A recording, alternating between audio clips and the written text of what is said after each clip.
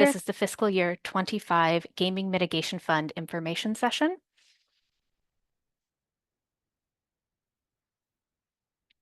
First thing I want to note for today is that this webinar does include live captioning.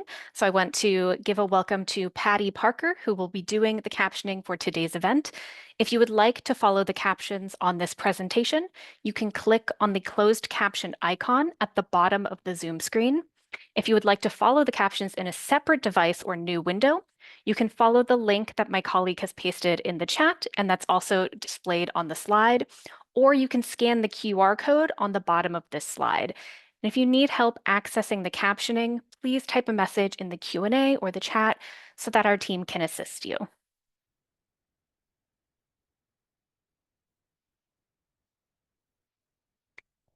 Some welcome and introductions for today's presenters. So my name is Lillian Lee, she, her pronouns. Our pictures are all displayed on the slides, but I'll just give a quick visual description as well. So I am a white woman in her 30s, and though my picture shows me with salt and pepper hair, I currently have purple hair with some gray showing and rainbow colored glasses with a gray sweater with penguins on it for today.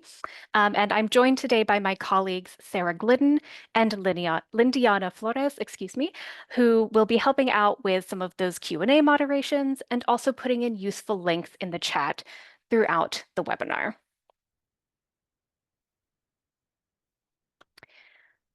More housekeeping things for questions, as we do encourage questions throughout, but we do have a structure we're asking everyone to use. So we will be utilizing the Q&A feature on Zoom.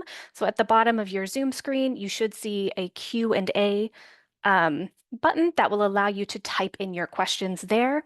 And we do ask that you keep your questions specific to the topic that we're on. So when we get to the agenda, you'll see that it's kind of broken out into different topics. And we'll be stopping at the end of each section to answer those Q&A questions.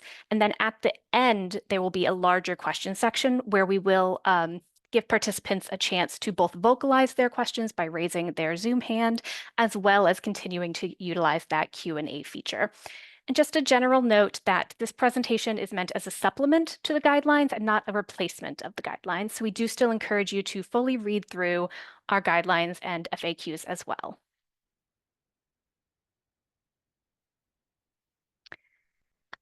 So jumping right into the agenda. So for today, we'll go over just a very brief overview and program background of the Gaming Mitigation Fund.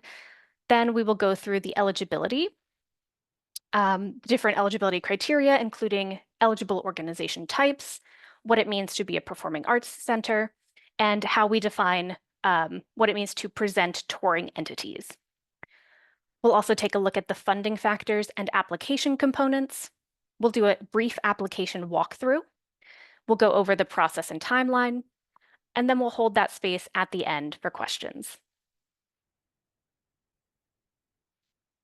So for the overview and program background, the Gaming Mitigation Fund provides 2-year grants to Massachusetts performing arts centers to spend on touring shows or touring artist fees.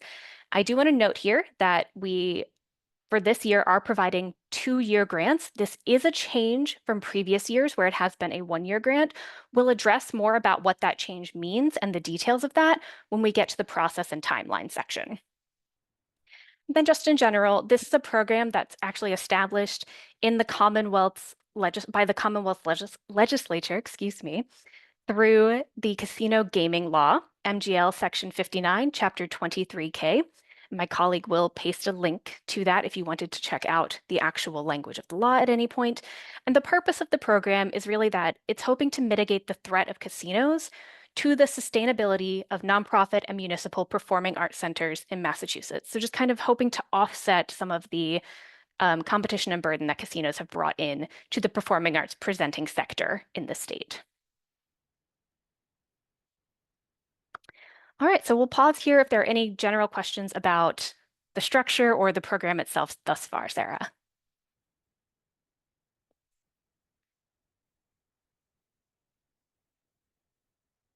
Hearing none, I will jump right into eligibility. So first off, there are 3 general eligible organization types. So first we have our 501c3 nonprofit organizations. And that does mean that you need to have active 501c3 status with the IRS. And we are also requiring that those nonprofit organizations are either currently registered with the Secretary of the Commonwealth to do business in Massachusetts as a nonprofit, or that they are registered as a public charity at the Attorney General's office. And there will be a place in the eligibility quiz where you can look up if your organization meets those requirements and paste in a link to show the verification of that. And we'll go through that when we get to the application walkthrough. The second eligible organization type is municipally owned organizations. So this is if there is a auditorium owned by a city, that would be an eligible performing arts venue. And I will just note, you see the asterisk on the slide, that nonprofit organizations and municipally owned organizations can either be managed by the organization itself or by a separate managing entity. That separate managing entity does need to meet all of the requirements in our guidelines, so they do need to be a nonprofit or for-profit management company, but they cannot be a resort style or casino gambling company or owned by a resort style or casino gambling company. And then new this year, we have more clearly defined and broken out cultural affiliates as an eligible organization type. And we have expanded that to include departments or programs of a Massachusetts federally recognized tribal government, in addition to state government. And the state government piece does include public colleges or universities. So this could be a fine arts center at a university or performing arts department at a university if they present touring shows, for example. You could also be a department or program of a 501c MAC organization that is not eligible to apply on its own. So this could include private colleges or universities, or if you are say, a Boys and Girls Club, but that Boys and Girls Club has a specific performing arts department that operates semi-independently within the non-cultural parent. That's what we mean here. The third type of cultural affiliate is a Massachusetts branch or program of a national 501c3 organization. So if you are part of a national organization that has branches in, 20 different states, and your organization is the Massachusetts office of large nonprofit, and you meet the other criteria for cultural affiliate, that's what we mean here. Cultural affiliates must also have at least one dedicated full-time, which means minimum 30 hours a week, staff member who is solely dedicated to that department or program. So they can't also work in other departments at the parent company. And cultural affiliates must also manage their own budget.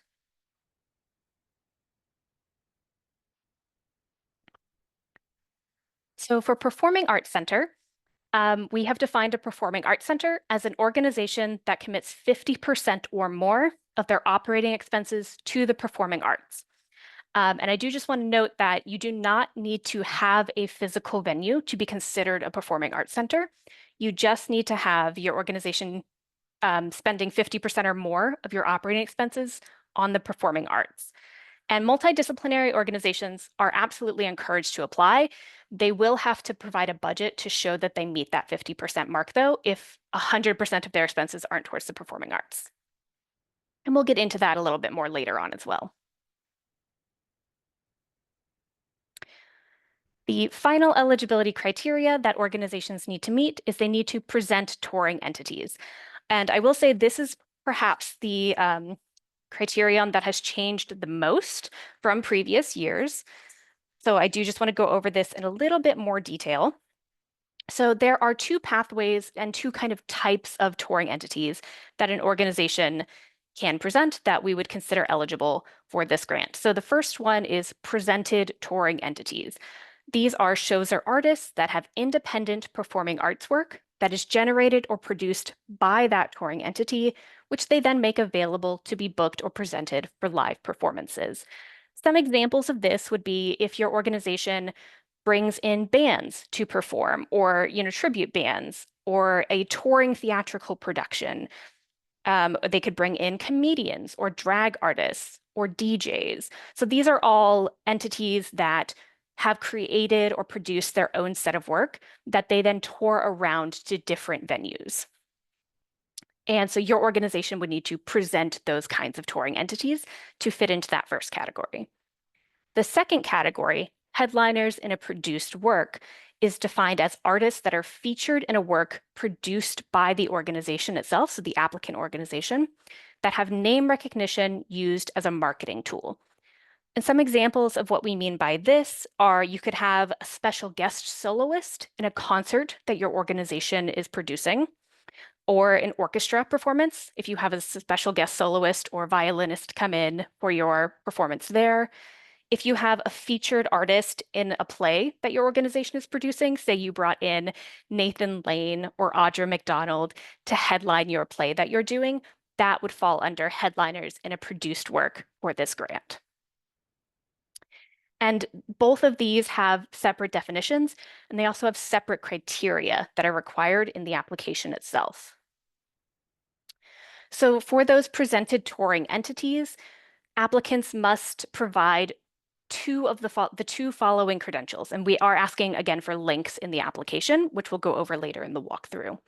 So the two credentials needed for presented touring entities are a demonstrated history of touring or a touring schedule that shows the touring entity has performed in at least 3 distinct venues or locations in the past 3 years or upcoming 1-year period. And the second credential that they need to have is they have a dedicated way of being booked for that independent performing arts work. What does that mean? What is a dedicated way of being booked? This could be that they have artist management or representation. It could be that they are featured on an artist roster. You'll notice that those are two of our previous criteria, so we've just kind of rolled them forward into this. However, we've also expanded it a bit. So it could be that they have an in-house booking manager. So they have someone as part of their own troupe or their own company who does all of their internal booking. There could be a dedicated booking email, so booking@band.org, for example. There could be a social media statement that says, for booking inquiries or to contact us about booking us for a performance, get in touch here. They could send out flyers or one-sheets with information about how to book them. So there are a lot of different ways that this could be captured. What we're really asking is that it just shows that the artist is available for that touring work that they have. And then for what credentials are required for headliners in a produced work, 2 completely separate credentials, and they are presented as separate when we get to the application as well. So the first one for a headliner in a produced work is they need to have that name recognition that is used as a marketing tool. What do I mean by this? How do we demonstrate this? So if they're listed as a featured special guest, featured soloist, guest artist, presented by X organization in their production of XYZ. They also could be, used in news articles, social media posts, press releases as a name that is used to drive interest. So, we are presenting our season opener of theatrical play #1 featuring special guest headliner. So that would be a way to show that they have that name recognition that is being actively used as a marketing tool for the performance. And the second credential for headliners is they need a history of touring or a touring schedule that shows their performance as a headliner in a minimum of 3 states. That includes Massachusetts, so Massachusetts has to be at least one of the states, or internationally in the past 3 years or upcoming 1-year period. So because we are specifically asking for headliners here, they need to have history of touring as a headliner in other works as well to help us verify them in this role. And then the kind of final piece of eligibility for this year, which is new for this year and is a change, is that organizations for fiscal year 25 cannot receive both operating support, whether through CIP or our new operating support program, and gaming. So this change was really made to support our equity goals, and my colleague has posted a link in the chat to a recent blog post that goes into more details about this change. If your organization has received fiscal year 25 operating support through either of these programs, and you also want to apply to gaming mitigation, I do ask that you please reach out to me directly after this info session so we can kind of talk about your options and what that might look like for the future with this new criteria. And with that, let's see if there are any questions about this section. Hi, two questions. One, does a link to the performer's talent agency meet the criteria for a dedicated way of being booked? Yes, that would most likely meet the criteria because that's the way in which they are found and booked for the work that they do. Great. And the second question, did I hear right that headliners must have a history of being presented in Massachusetts as one of the three states or internationally? Um, yes, because we are asking organizations to present on fiscal year 23. So in the past 3 years, they would have had to have performed in Massachusetts at your organization. So we're saying that that can count as one of the three states. You don't also have to have three additional states beyond Massachusetts. So just to clarify, it can be Massachusetts, but if the three states that they have performed um, are not Massachusetts. I mean, they'll have to have been in Massachusetts because they will be on the list for this organization to put it into the application. Yes. But they could identify three different states on their documentation, and that would also count them as eligible. Um, in theory, yes, but Okay, everyone who is on your list will have been in Massachusetts. So really, you only need to show okay, two other states because they will already have been in at great. least one state, which is Massachusetts. Great. And I'm sorry, a few more questions coming in. A question about touring artists who are performing at a fundraising event hosted at the venue. So this person has asked about hosting, does not specify presented or produced by the venue.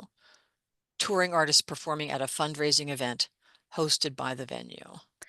So if an organization is renting your venue, that touring artist can be counted towards your like total list of performances, but you can't include any fees for them. And we'll get into that a little bit later, what the difference between produced, presented, and rented looks like when you're listing performances. Great. And then let's see. When you say that organizations receiving funding from CIP or operating grants for organizations cannot apply, are you referring to the parent or the affiliate? In other words, if another affiliate of the parent already receives CIP funding, would the Performing Arts Center be eligible to apply since we are a different affiliate of the same parent organization? I think this would be like, since this person has Mhm. referred to a performing arts center, there's an organization that it itself is not eligible, but it has a program that is already receiving a portfolio grant. This is a different program of that same parent organization that is a performing arts center. Yes, and Sarah, correct me if I'm wrong, but I believe that for gaming and operating support, it is the organization itself, not the parent, that we're looking at specifically for that overlap. And I would agree with that. It is if one parent organization has multiple programs that have applied to different funding programs of Mass Cultural Council, then each of those cultural affiliates is looked at independently. So this particular performing arts center cannot receive both an operating grant and a gaming grant. But if this particular affiliate applies for a gaming grant, they could be eligible, even though a different affiliate at the same parent organization is also receiving organization support. Correct. Yes. Great. Um, a question I'm not to clarify, have history with the applicant. So I'm not actually quite sure what that question is, and maybe if the um, person would like to type in a little more question, we can come back to that. And the next moment that you have where you open us up for questions, we can address that. Okay. So we are ready to move on to funding factors and application components. And as a reminder, we will be stopping at the end of each section, and then we'll also have a larger question section at the end. If you realize later, oh, I did have a question about eligibility, you can always ask it at the end as well. So the funding factors that go into determining grant amounts for this program, there are two main components to the formula that we use, and that's the percent of impacted performances, which is the total number of performances featuring an eligible touring entity divided by the total number of performances. And these will be captured in that spreadsheet of performances, that Excel template that you download and complete. And then the second funding factor for our formula is the total fees paid to eligible touring entities. So just to give a little bit more definition about what we mean for each of these, total performances, we have changed the definitions again for the cycle a little bit. So make sure that you're reading the guidelines and really reading the instructions in the application as you're going through and filling out the application this year, if you've applied before. So for total performances this year, we are asking for live presentations of performing arts that are presented or produced by the organization or by a producer renting the organization's venue. So you can, in your list of total performances, include performances by a producer renting your venue. And for total performances, they must take place in Massachusetts and they must be open to the general public. By open to the general public, we mean that any member of the public may acquire a ticket or attend that performance.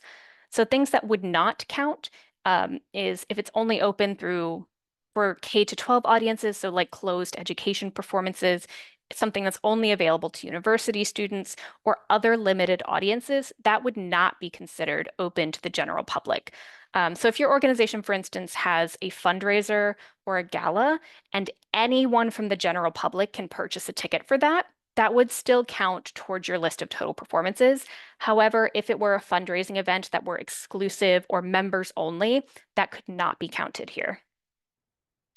And then for performances featuring an eligible touring entity, so you would look at that list of total performances as defined above that you have written down, and then you would identify which of those performances feature an eligible touring entity. So that would be either your presented touring entities or your headliners in a produced work.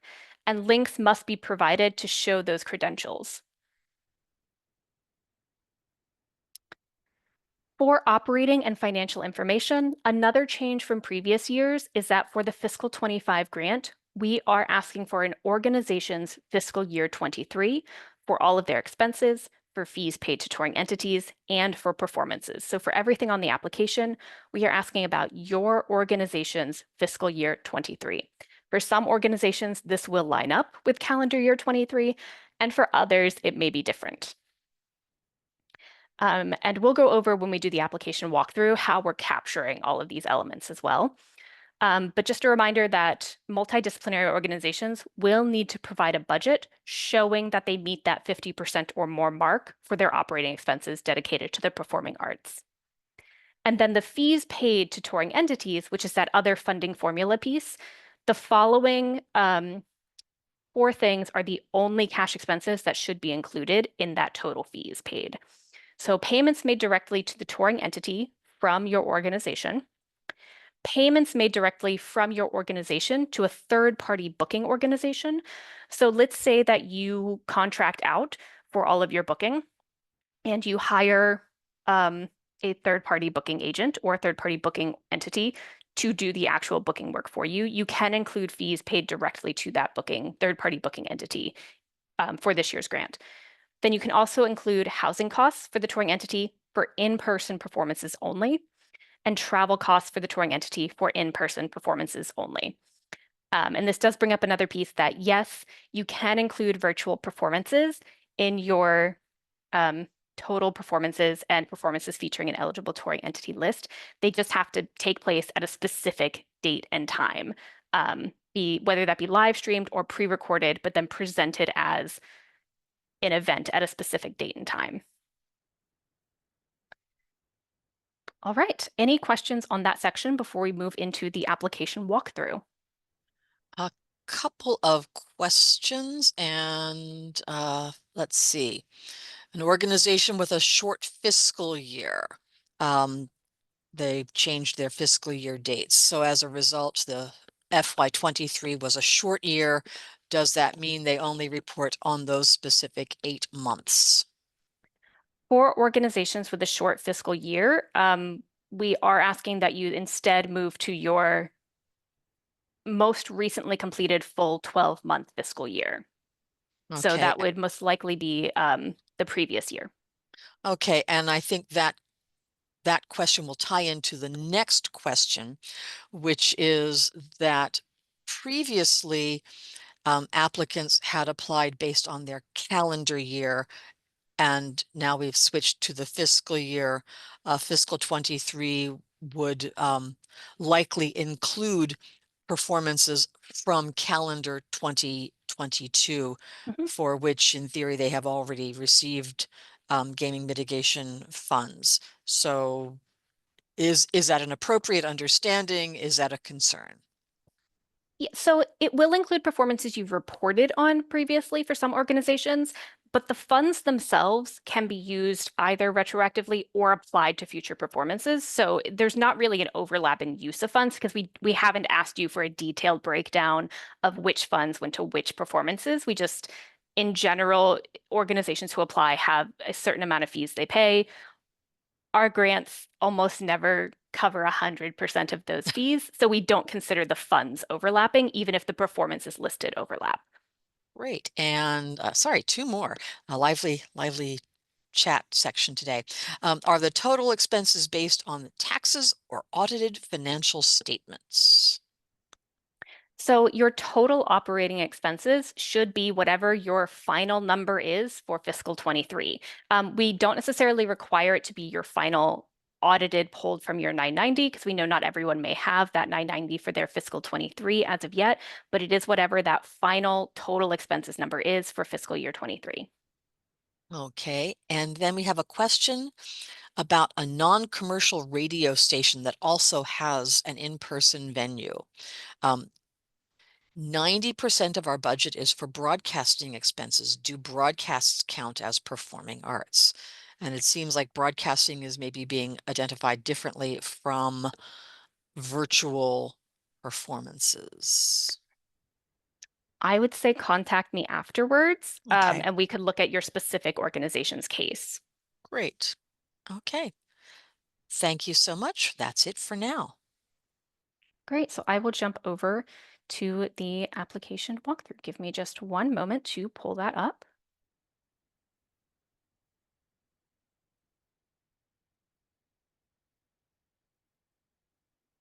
And here we are. So I am playing the role of test applicant today. And so when you log in to your organization's grants management system account, this should more or less look like your welcome screen. And I will just say for gaming mitigation, we do have an online application through the grants management system. We do also have available a sample application that is on our guidelines page that you can click into. It's a PDF. My colleague should be posting that link in the chat shortly. And that way you can get a sense of what's required on the application before you log into the system and actually begin one, if you would prefer to know in advance. So when you come to your login screen, if for any reason you come onto a screen that is different than this, like if it pops you into your profile or an application from last time you logged in, you can always just click on this Mass Cultural Council logo in the upper left-hand corner or the home button in the upper right-hand corner to get back to this welcome screen.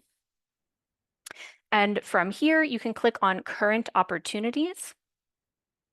That lists all of our open grant opportunities that an organization is eligible to apply for. And you can scroll down and see Gaming Mitigation Fund and click on Apply Now.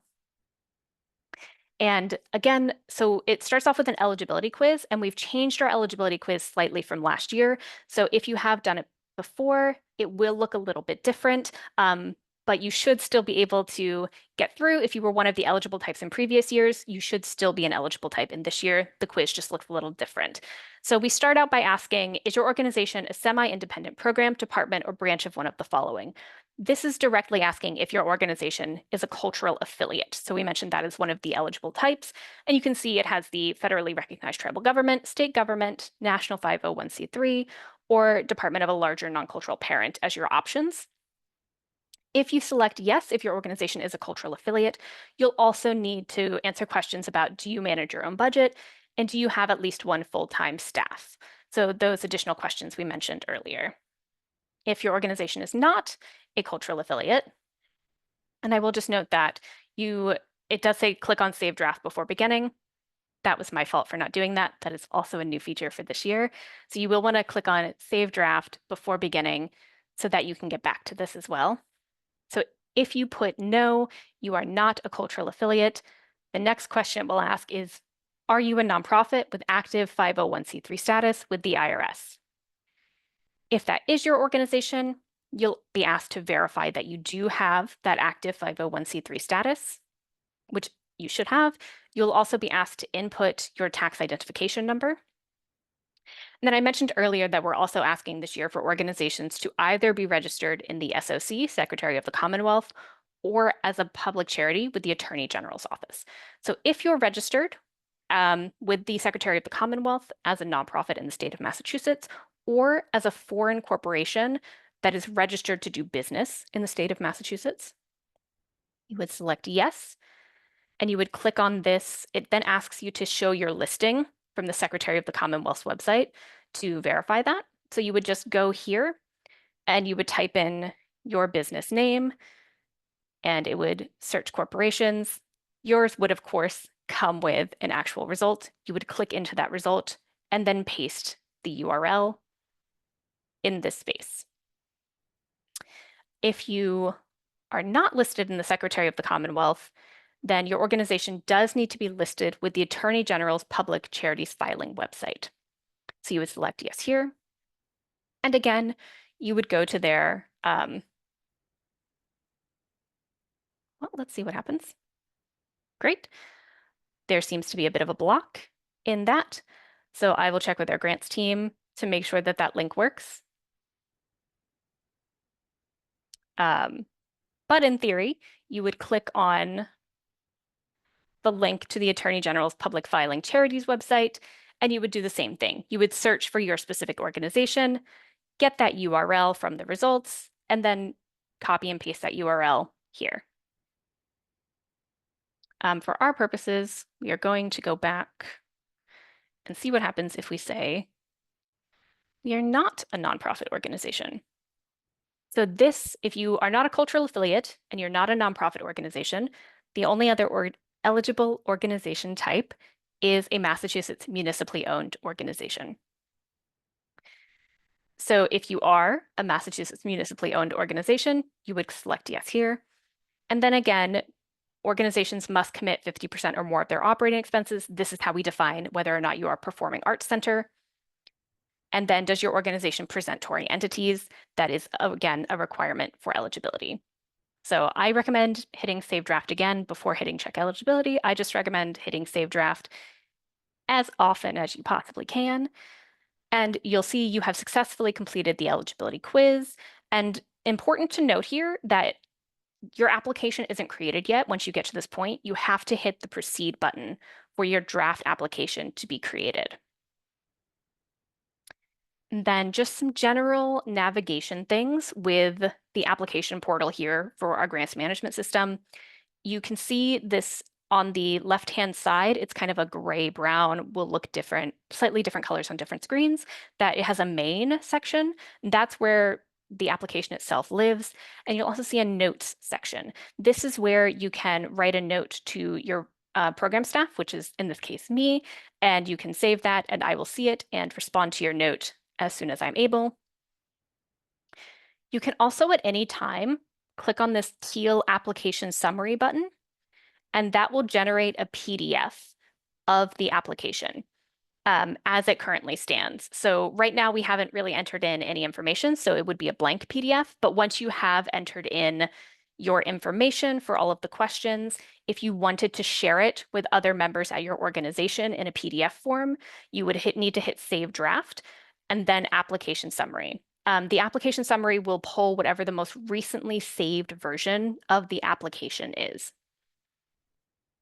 You'll also note that you can see the eligibility quiz that you completed on your application.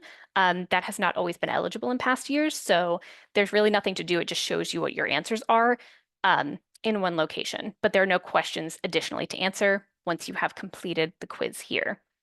Just other navigation things is that you can go through to the next tab before completing it at any time by clicking on the headings or by clicking on the next or back button at the bottom of the application.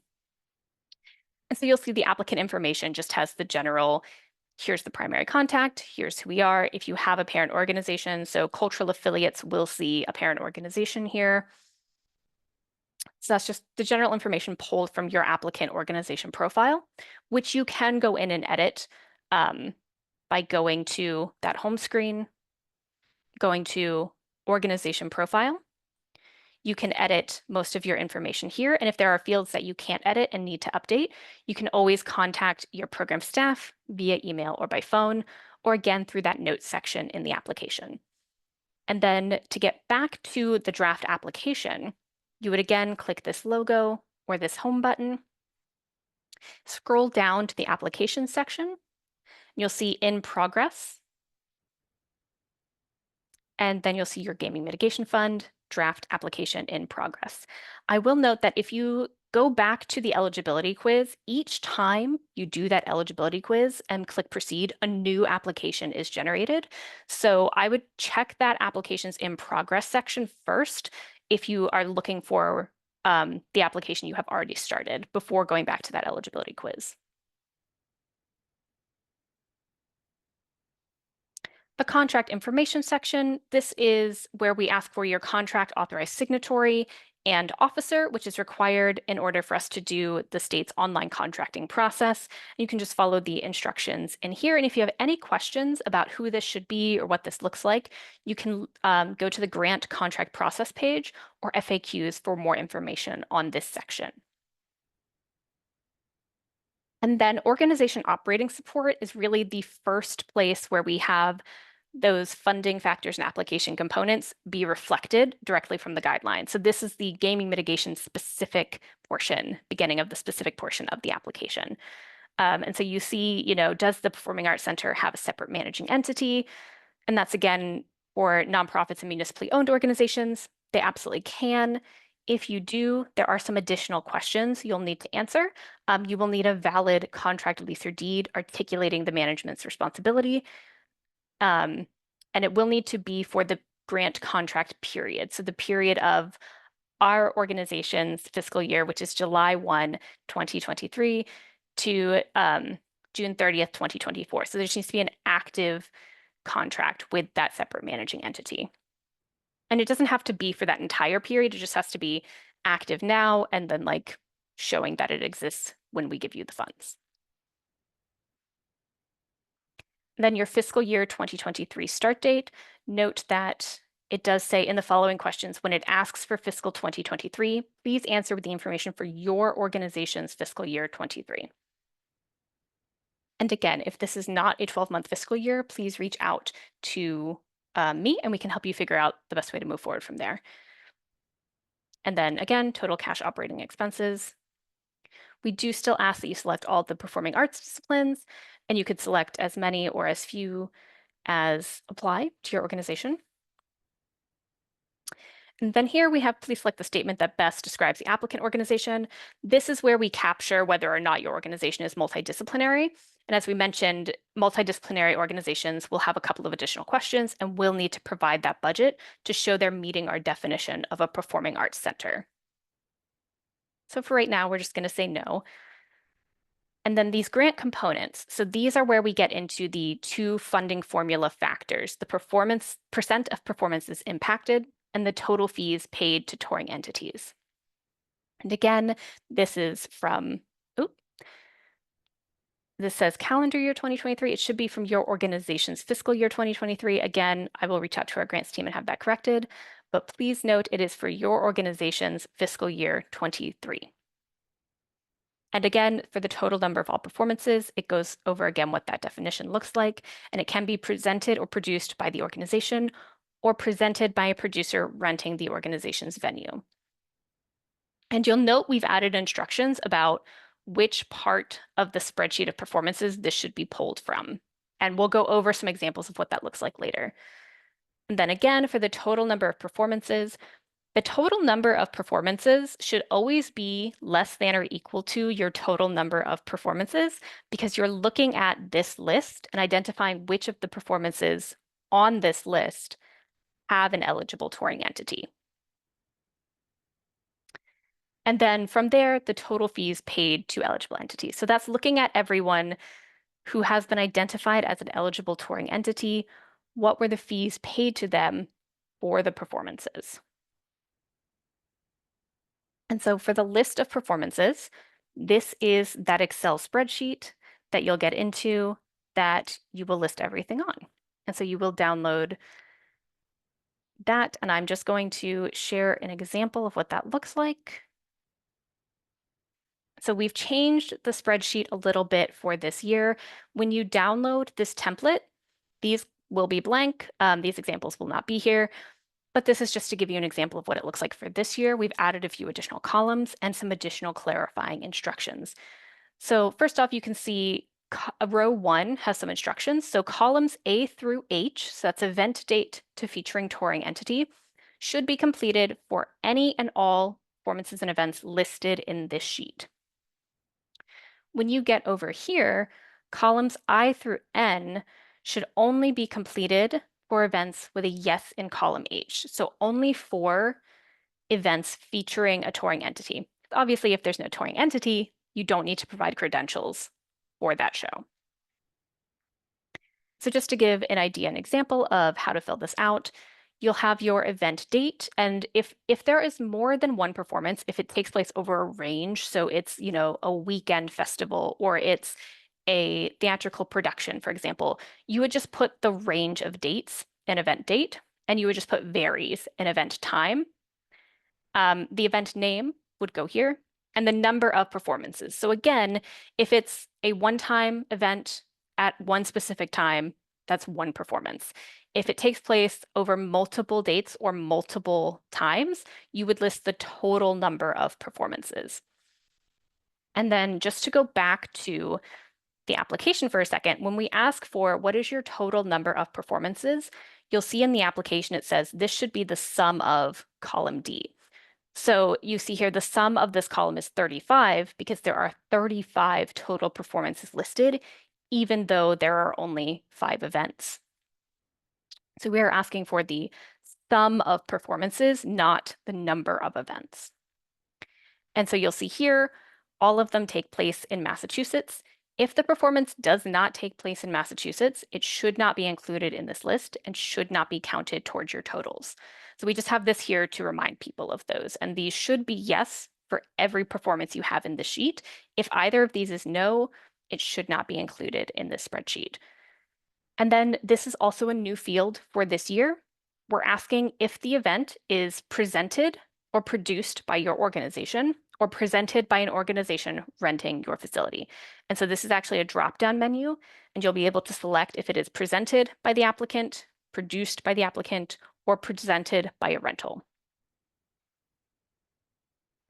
And then you'll be asked yes or no, does this feature an eligible touring entity or feature a touring entity as defined? And if no, you don't need to count the total fees and you don't need to complete the rest of the spreadsheet for that performance. You can see here the 2 no's do not have the rest filled out because there's no more information needed.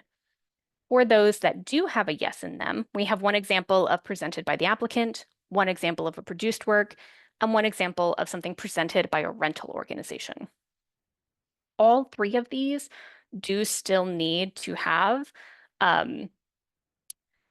credentials because you can include performances presented by a rental in your total number of eligible performances, but you cannot include fees paid. So you would not put anything here for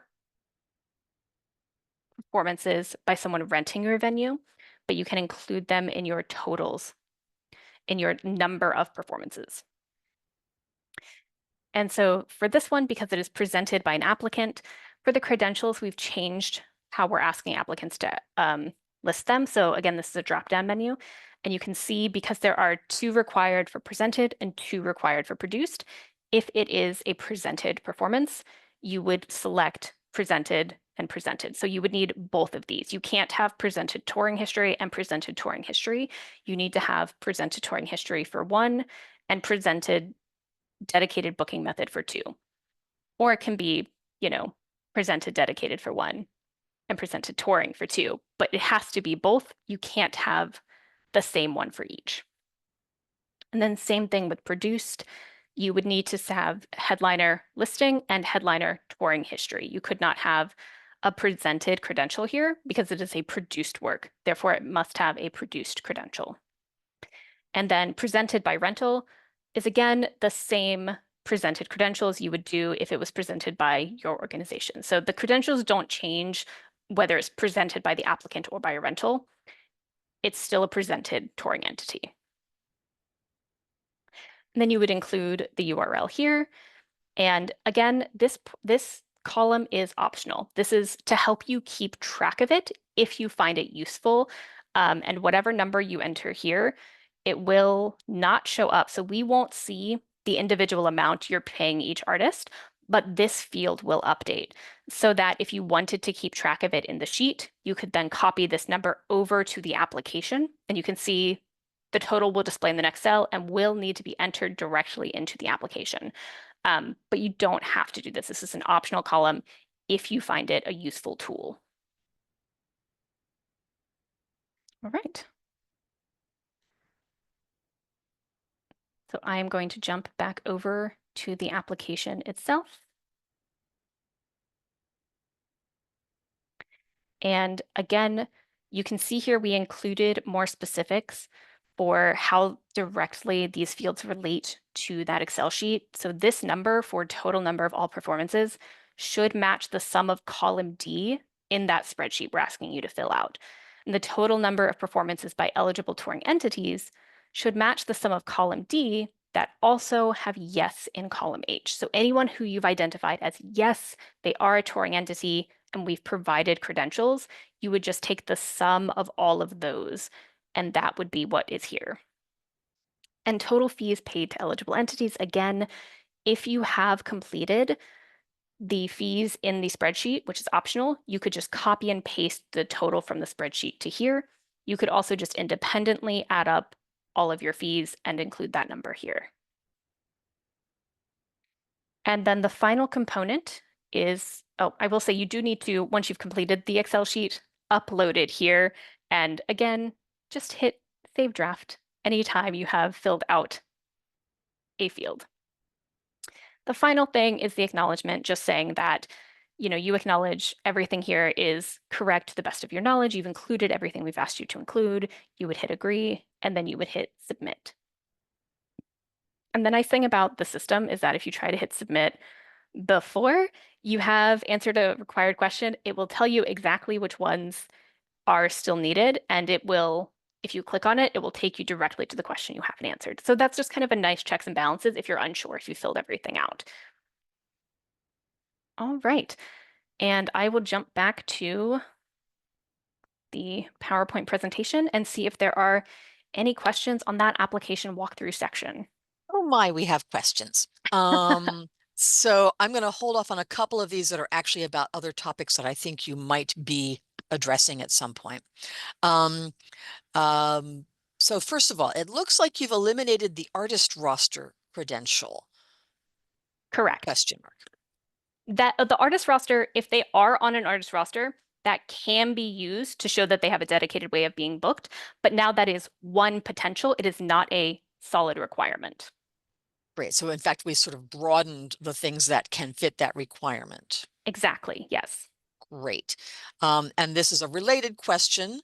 Can the booking method be through the artists themselves, i.e. their website? Yes, absolutely. If they have a booking inquiry form on their website, you can absolutely link to that page, and that would count for a dedicated way of being booked. Great. Can you address, or do the guidelines address the difference between produced and presented? And do you want to take a moment just to address that here? Yeah, so the guidelines lay out what is considered presented a touring entity and define that, and then a headliner in a produced work. And so the difference really there is it something your organization is presenting or producing? And that's something only kind of your organization can answer based on your model. And it's one of those things where if you are bringing in an outside entity to do their own work at your show, that's being presented by your organization. Mhm. Typically, this is a typical definition. There could be weird situations at organizations, so I always encourage you to reach out for your specific scenarios. But in general, if you have a band, a magician, a comedian, a national touring production that you're booking to perform at your venue or perform at a venue that you have hired out if you don't have your own facility, then that is presented by your organization. If you are the one who, we're putting on a play or we're producing a symphony concert or we're producing a choral concert that is from our artists, our organization, then that is something you are producing. And you could be bringing in a featured guest to perform with your organization, but that the work is still generated and created by Mhm. your organization. Great. If an organization has multiple venues, should they all be reported on the same sheet? Yes, because this isn't venue specific. It's for the totality of what your organization counts as towards its performing arts expenses and presenting work. Okay. Just seeing the other questions that are relevant to this particular topic, and then I'm going to hold other questions until we get to the relevant topic. Um, uh, I have a question about the difference between the Secretary of State and the Attorney General's office from someone who hasn't had to deal with that particular difference before. Sure. Really, the difference is there is just that some types of organizations are required to be registered with the Secretary of the Commonwealth and some are Mhm. not. And for those that are not, they do need to be registered as a public Yeah. charity. Again, I'd be happy to talk to you about your particular organization because I don't know the specifics, and it's hard to kind of get into more details without knowing the specifics. Sure. May I just jump in with a little additional stuff here? Sure. So the Secretary of the Commonwealth actually manages the registration of businesses. So when you incorporate, that incorporation is handled through the Secretary of the Commonwealth. The Attorney General's office has a division of public charities, which oversees the operation and the financial reporting of the public charities. And if your organization does a public charities filing and solicitation certificate because you are raising funds in Massachusetts, you are probably in both the Secretary of the Commonwealth as a corporation and in the Attorney General's public charities reporting because you are raising funds in Massachusetts. Yes, it's entirely possible to be in both. If you're not sure which one your organization is in, I would look at the Secretary of the Commonwealth first, as most nonprofit organizations are incorporated through the Secretary of the Commonwealth and will be seen in the Secretary of the Commonwealth. If you don't find your business in the Secretary of the Commonwealth, then I would go and check the Attorney General's office. If you can't find it in either one, always feel free to reach out for us because sometimes their searching can be tricky. Great. A question about the grants awarded, and if you want to respond to this in the context of your presentation, I would completely agree with that. But Yeah, we our are going to talk about that more in a bit, so okay, maybe hold that till the I end. will I will hold that until the next time for questions. Thank you. That's it for now. Perfect. And I know we are getting close to that 1 p.m., so the process and timeline is all also very clearly outlined in our guidelines, so I'll go through these next sections pretty quickly.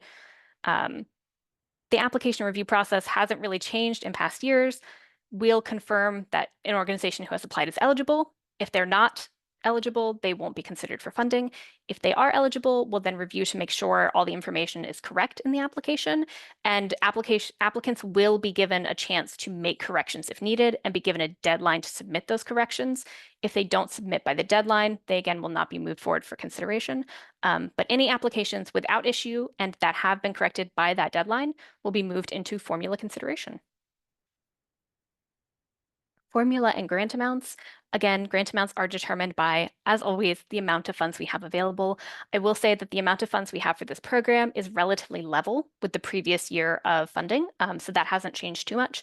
The number of applicants to the pool, which we won't know until everything comes in, those funding formula components we've talked about earlier. And then for this year, we are also introducing equity impact points into the grant amounts. So this won't be used to determine whether or not an application gets funded, but it will be used to determine the grant amount. Reporting requirements. So this is where, because it's a 2-year grant, what that means is that if you apply and are awarded a grant for fiscal 25, you will also get a grant for year 2, which is our fiscal 26, and will not need to reapply until fiscal 27. This also means that we're not accepting new applications to the program in fiscal 26, so only those organizations who are a grantee in fiscal 25 will get this grant in fiscal 26 as well.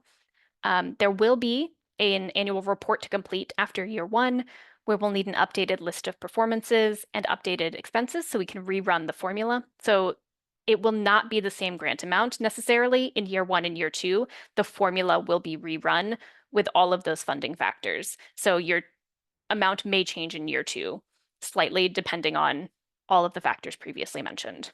If a grantee does not submit their annual report for year 1, they will not be eligible for funding in year 2. Then after year 2, it will just be kind of our general standard final report that applicants will need to complete. The use of funds. So the use of funds is exactly the same as what can be included in the fees on the application. So payments made to touring entities, payments made to third-party booking companies, housing costs, and travel costs for in-person performances.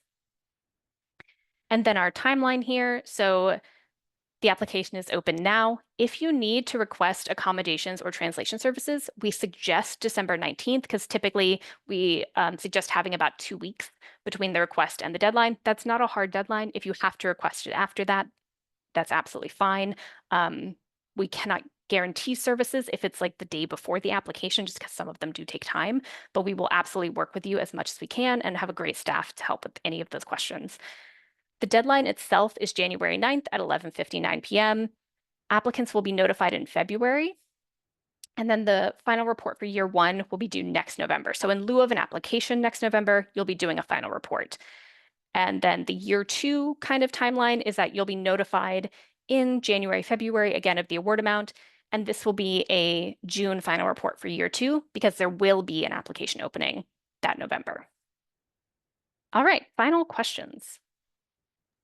Questions, if you can go into a little more detail about the equity impact points, what constitutes them? Yeah, so for this program this year, we are adding in equity impact points for BIPOC-centered organizations. So this is an equity impact point that we added to our cultural investment portfolio program, operating grants for organizations, and a number of other programs over the past few years. So it exists in other programs already. We're just incorporating it into this point with the acknowledgement that BIPOC-centered organizations have had less access historically to capital than other organizations. And part of our equity goals as an agency is to really kind of help mitigate that. And we have a strong commitment to funding equitably.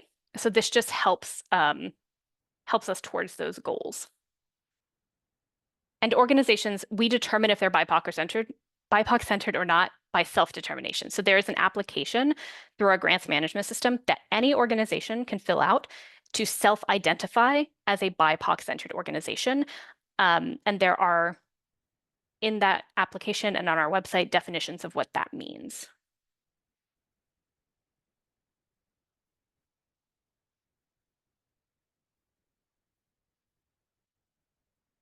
Sarah, you are muted if you are talking. Yeah, so real quick, can you explain the difference between doing the application each year, as in the past, and this being a 2-year, and the requirement to do a final report in order to be eligible for year 2?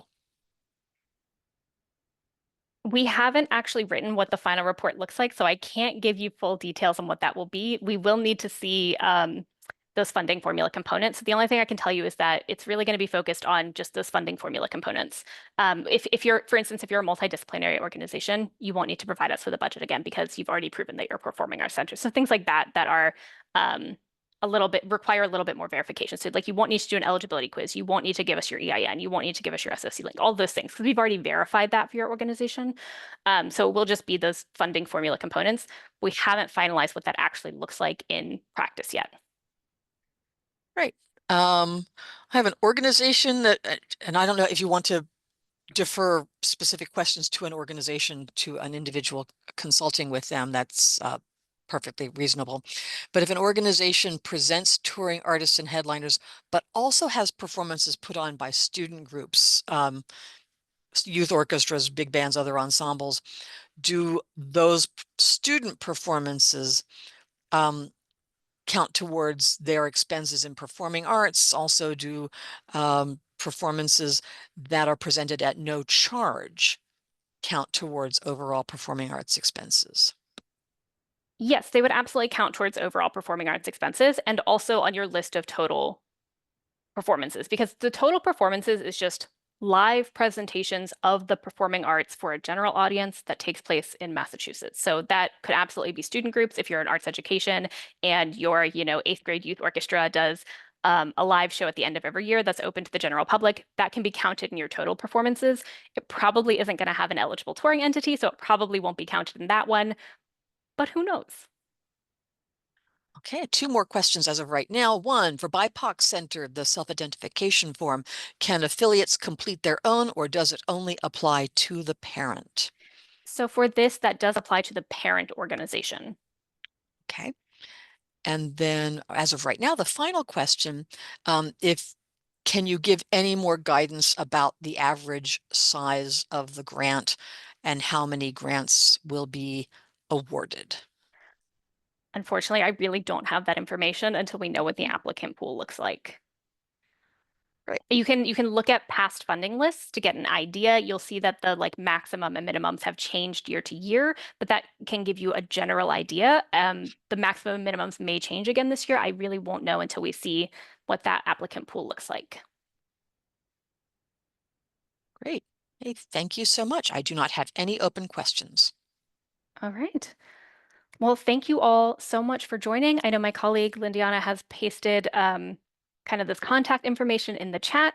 It's also on the guidelines. And if you have any questions, please always feel free to reach out. I'd be happy to speak to anyone about questions about the application and helping them with applying. So thank you again so much for being here today and have a great rest of your day, everybody. This also will be recorded and posted on our YouTube channel, so you can reference it again in the future if you wanted to.